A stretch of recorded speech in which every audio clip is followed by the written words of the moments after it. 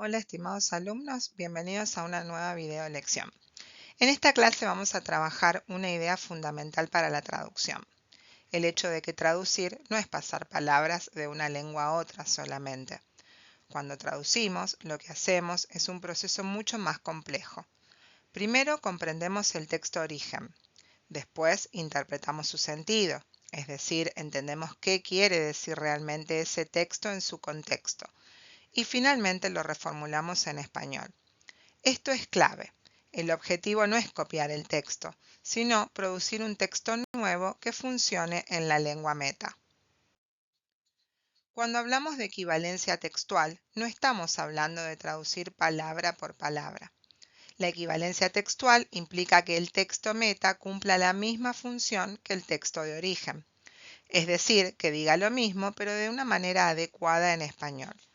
Por esto, muchas veces vamos a tener que cambiar las estructuras, reorganizar las oraciones o elegir otras palabras. Y esto no significa que estemos siendo menos fieles, sino todo lo contrario. Estamos siendo fieles al sentido. Un punto clave que muchas veces se subestima es la redacción. El traductor no solo traduce, escribe y escribe en español. Por esto, una buena traducción no depende solo de entender en inglés, sino también de saber redactar bien en la lengua meta. ¿Qué implica esto? Esto implica ordenar las ideas, elegir las estructuras adecuadas, evitar las repeticiones innecesarias, cuidar la fluidez y pensar siempre en el lector. Un texto mal redactado puede ser correcto en contenido, pero difícil de leer o poco natural. La naturalidad es uno de los criterios más importantes para evaluar una traducción. Un texto natural es aquel que suena como si hubiera sido escrito originalmente en español. Esto implica tres cosas: que suene bien, que se entienda fácilmente y que respete el uso real del idioma. Muchas veces los alumnos producen textos que son gramaticalmente correctos, pero que suenan raros, y eso pasa porque están demasiado pegados al inglés. Nuestro objetivo es despegarse de esa estructura y escribir correctamente en español. Esto nos lleva a un problema muy frecuente: la interferencia del inglés. La interferencia aparece cuando copiamos estructuras del inglés que no funcionan en español. Por ejemplo, traducir literalmente expresiones o mantener el mismo orden de palabras cuando en español no corresponde hacerlo. El resultado son textos que se entienden pero que no suenan naturales. Por esto es importante revisar siempre nuestras traducciones como textos independientes. Una diferencia clave entre las dos lenguas es que el inglés es más sintético y el español más analítico. Esto significa que el inglés puede decir mucho con pocas palabras, mientras que el español necesita desarrollar más las ideas. Por ejemplo, el inglés usa muchas estructuras compactas, mientras que el español necesita usar preposiciones, conectores, hacer reformulaciones. Esto es importante porque nos obliga a transformar las estructuras cuando traducimos. A partir de esto, el traductor debe hacer tres cosas fundamentales. Primero, expandir estructuras cuando el español así lo requiera.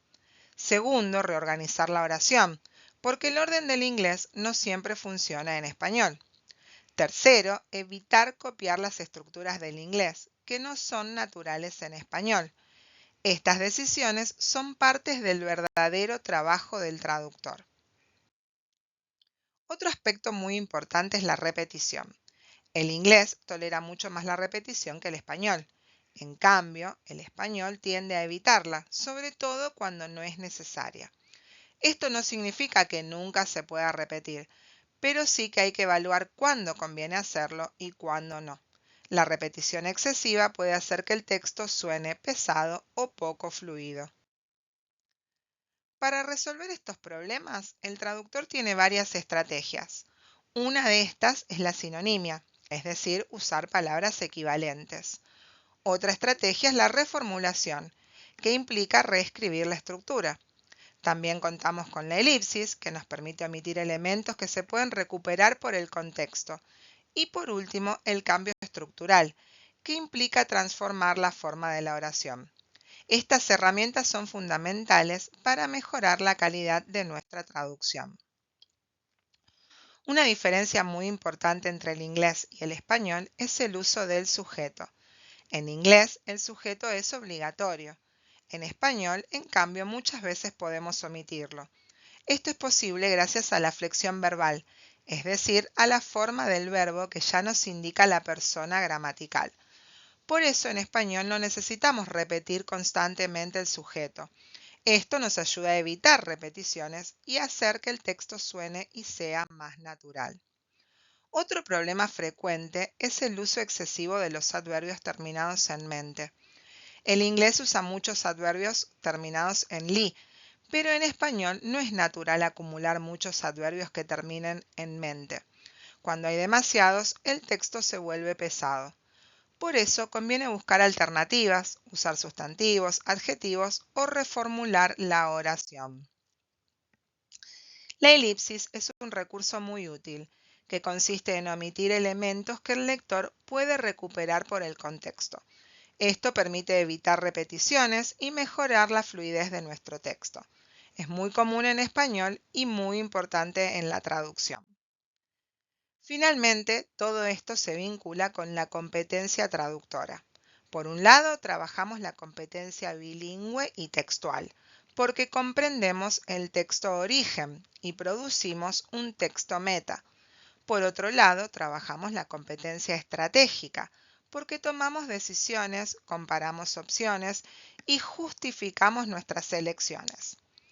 Y también la competencia instrumental, cuando usamos recursos como los diccionarios, los corpus o las normas. Para cerrar, es importante decir que se queden con esta idea. Traducir no es copiar palabras, sino tomar decisiones. El traductor analiza, elige, reformula y adapta el texto al español. Y uno de los objetivos principales es lograr la naturalidad. Esto es todo por esta lección. Nos vemos en una próxima videoclases.